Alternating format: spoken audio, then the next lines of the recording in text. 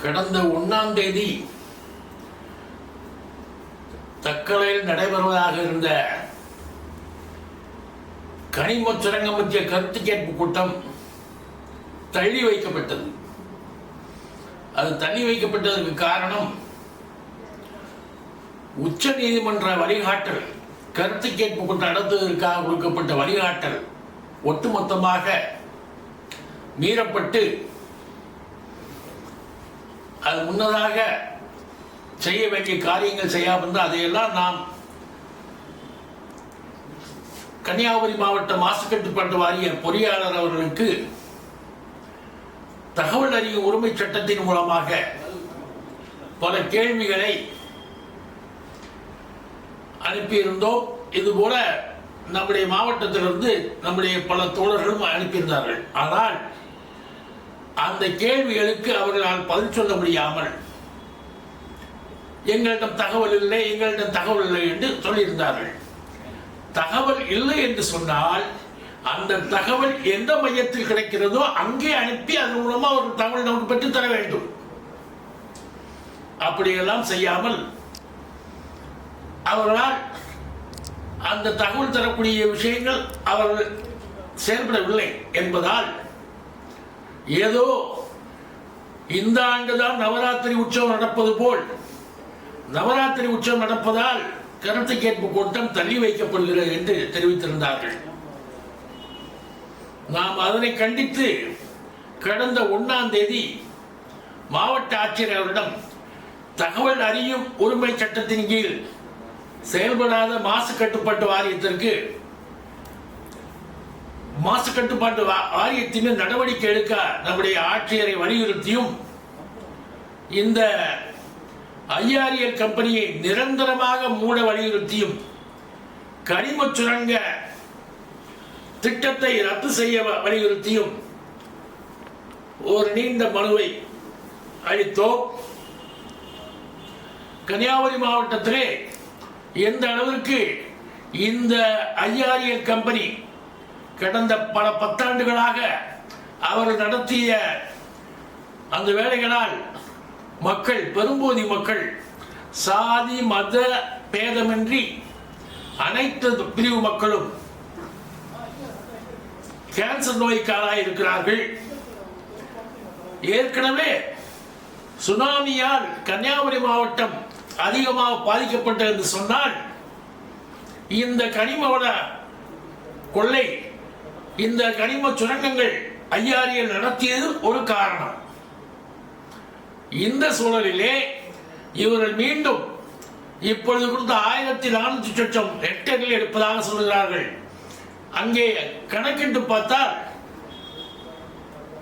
கடற்கரையில் தனிசா இருக்கக்கூடிய நிலங்கள் மிக சுருக்கம், நூற்றுக்கணக்கான ஏக்கர் தான், 100-150 ஹெக்டேர் தான் இருக்கும்.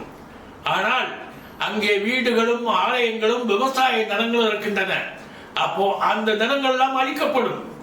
அந்த நிலங்களிலே இவர்கள் சுரங்கம் அமைக்கின்ற போது கடல் நீர் உள்ளே வரும். ஆக விவசாய நிலம் பாதிக்கப்படும். இதனுடைய கழிவுகள் கடலிலே செல்வதால் கடலில் பாதிப்பு. அதற்காகத்தான் நாம் கேட்டிருந்தோம், மெரைன் இம்பாக்ட் அசஸ்மெண்ட் செய்ய வேண்டும், பண்ணவில்லை. எப்படி ஸ்டடி பண்ண வேண்டும், அதாவது விலங்குகள் தாவரங்கள் மீது பாதிப்பு, அதுவும் பண்ணவில்லை. அடுத்தாப்புல வெறும் இந்த ஆலை சம்பந்தமாக இஐஏ, அந்த இஐஏ என்பது ஒரு பம்மாத்து வேலை என்பது நன்றாக தெரியும். அதற்கான ஏஜென்சிகள் அது விதி என்ன சொல்லியிருக்கோ அதுபடி இஐஏ திட்டம் தருவார்கள். அதை மக்கள் படித்து உண்மையா பொய்யா என்று சொல்லும் போதுதான். அது மாத்திரம் போதாது, ஏற்கனவே இருக்கக்கூடிய ஆலைகள், இந்த ஆலை பாதிப்பு எல்லாத்தையும் ஒட்டுமொத்தமாக கியூமுலேட்டிவ் அசஸ்மெண்ட் என்று சொல்வார்கள், அதுவும் நடத்த வேண்டும். அடுத்து கன்னியாகுமரி மாவட்டம் ஏற்கனவே இருக்கக்கூடிய மாசு மாசு எவ்வளவு மாசுபட்டு இருக்கிறது, இன்னும் மாசு எவ்வளவு மாசு தாங்கும், அதற்கு என்வாயரன்மெண்ட் கேரிங் ஸ்டடி என்று சொல்வார்கள், அதுவும் பண்ணவில்லை. இப்படி இதெல்லாம் பண்ணாமல் பண்ணியிருக்கிறார்கள். இந்த நிலையிலே இந்த ஆலை வரும் என்று சொன்னால் ஒட்டுமொத்தமாக மக்கள், மீன்வளம் பாதிக்கப்படும், விவசாயம் பாதிக்கப்படும், பேதமின்றி அனைத்து சமூக மக்களும் கதிரியக்கத்திற்கு உள்ளாவார்கள். தாவரங்கள் கதிரியக்கத்துக்கு உள்ளாகும், விலங்குகள் கதிரியக்கத்துக்கு உள்ளாகும் என்பதையெல்லாம் கருத்தில் கொண்டு இந்த ஆலையை தடை செய்ய வேண்டும். அது மாத்திரமல்ல, தமிழக அரசு ஒரு குழுவை நியமித்து அந்த குழுவில் பகுதியில் மக்கள் இருக்கக்கூடிய வகையில் அமைத்து இங்கே உள்ள பாதிப்புகளை, கதிரியக்க பாதிப்புகளை ஆய்வு செய்ய வேண்டும். அந்த ஆய்வின் அடிப்படையில் மக்களுக்கு இந்த ஆலையை கொண்டே நிவாரணம் வழங்க வேண்டும். இந்த வகையிலே நாம் இந்த மனுவை கலெக்டரிடம் அறிவித்திருந்தோம். அதைத் தொடர்ந்து கன்னியாகுமரி மாவட்டத்திலே மக்கள் வாழ்வுரிமை பாதுகாப்பு கனிம சுரங்க எதிர்ப்பு கூட்டமைப்பு என்ற ஒரு கூட்டமைப்பு உருவாக்கப்பட்டது.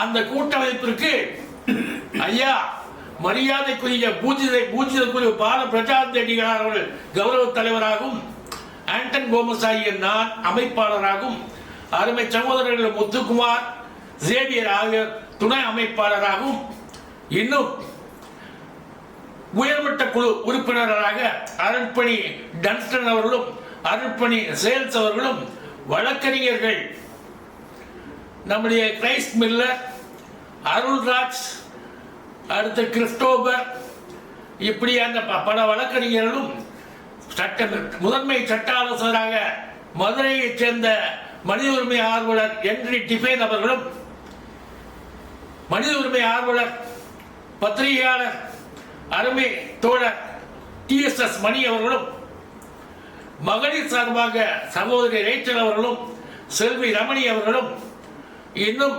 செயல்பாட்டாளர் ஜபமணி அவர்களும், இவ்வாறாக பல தோழர்கள் ஏற்கனவே 1988 ஆரம்பிக்கப்பட்ட கூடங்குளம் அணு உலை எதிர்ப்பு கூட்டமைப்பிலே பங்கேற்றவர்கள் இங்கே இந்த போராட்டத்திலே தங்கள் பங்களிப்பை செலுத்துவதற்கு ஆர்வமாக வந்துள்ளார்கள். இதன் அடிப்படையிலே நாம் இந்த போராட்டம் இதை சொல்லுகின்ற போது 1989 ஆண்டு கூடங்குளம் அணு உலை திட்டம் ஆரம்பிப்பதற்காக அவர் பிள்ளையார் சொல்லி போட்ட போது பேச்சுப்பாறை நீரை எடுப்பதாக அவர்கள் திட்டம் வகுத்திருந்தார்கள். அந்த பேச்சுப்பாறை நீர் எடுக்கப்படும் என்று சொன்னால் கன்னியாகுமரி மாவட்ட விவசாயமும் குடிநீரும் பாதிக்கப்படும் என்பதை நாங்கள் வலியுறுத்தி இங்கே மறைந்த சகோதரர் முன்னாள் சட்டமன்ற உறுப்பினர் டாக்டர் குமாரதாஸ் அவர்கள், ஐயா பால பிரஜாபதி அடிகளார், அருமை சகோதரர் அருள்ராஜ், ஜவுமணி, இன்னும் தோழர் TSS மணி என்ற பல தோழர்கள் பங்களிப்போடு நீண்ட நெடிய போராட்டங்கள் நடந்தது. 101 பொதுக்கூட்டம் நடத்தினோம். எல்லைக்கல் அடிப்பு போராட்டம் நடத்தி அதற்காக அந்த பைப்லைன் பதிப்பதற்காக போட்ட எல்லைக்கல் பிடுங்கி போட்டு கைதானோம். இப்படியாக பல போராட்டங்கள் நடத்தி குமரி மாவட்ட விவசாயத்தை காப்பாற்றினோம். அதன் அடிப்படையிலே இந்த போராட்டத்தை எடுத்து சென்று குமரி மாவட்ட மக்களுடைய வாழ்வுரிமையை பாதுகாக்கின்ற, மண்ணை காக்கின்ற, மக்களை காக்கின்ற, மலைகளை காக்கின்ற போராட்டமாக இந்த போராட்டம் எடுத்து செல்ல வேண்டும் என்று முடிவு செய்யப்பட்டது.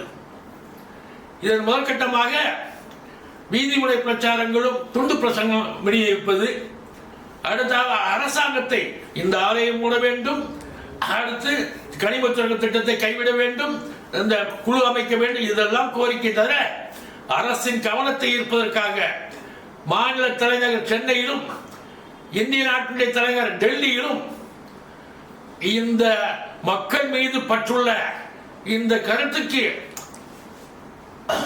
ஏற்புடைய அரசியல் கட்சிகள், இயக்கங்கள், தனிநபர்கள் அனைவரையும் இணைத்து டெல்லியிலும் சென்னையிலும் போராட்டம் நடத்துவது, அதுபோல தமிழகத்தின் பல்வேறு பகுதியிலும் இந்த அரசு இந்த திட்டத்தை கைவிட வேண்டும் என்ற ஒரு கருத்தாக்கத்தை உருவாக்குவதற்காக செயல்படுவது என்று முடிவு செய்யப்பட்டுள்ளது. இன்றைய கூட்டம் அதற்கான ஆலோசனை கூட்டம் நடைபெற்றது. எல்லா தோழர்களும் வந்து தங்களுடைய பங்களிப்பை உறுதி செய்து சென்றுள்ளார்கள். ஆகவே இந்த கூட்டமைப்பானது எந்தவித சாதி மத பேதமின்றி ஒட்டுமொத்தமாக குமரி மாவட்ட மண்ணை காக்க, மக்களை காக்க போராடும். வெற்றி பெறுவோம் என்று கூறிக்கொள்கிறேன்.